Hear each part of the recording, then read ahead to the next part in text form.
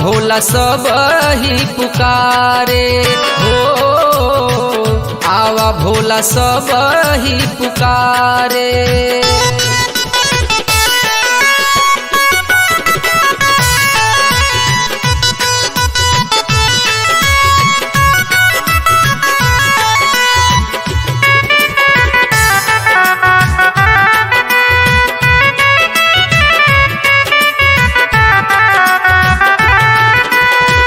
पार्वती मैया के साथ में ले आई है, गणेश बबुआ के दर्शन करई है।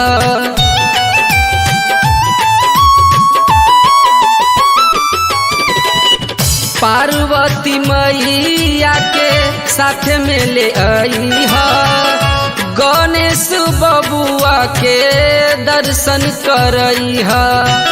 सुबह से हो गईल अन्हारे, आवा बाबा देवगढ़ पुकारे हो, आवा बाबा देवगढ़ पुकारे।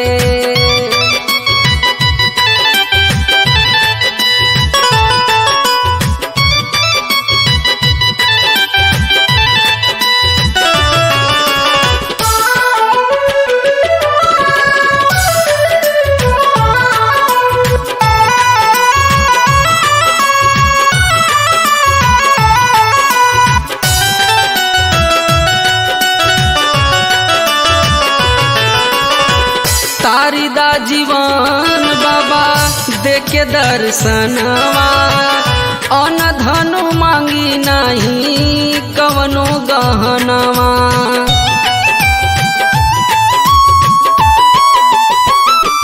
हाँ तारीदा जीवन बाबा देके दर्शनवा, अन्न धन मांगी नहीं कवनो गहनवा। श्याम रहिया निहारे, आवनाथ देवगढ़ पुकारे हो, आवनाथ देवगढ़ पुकारे।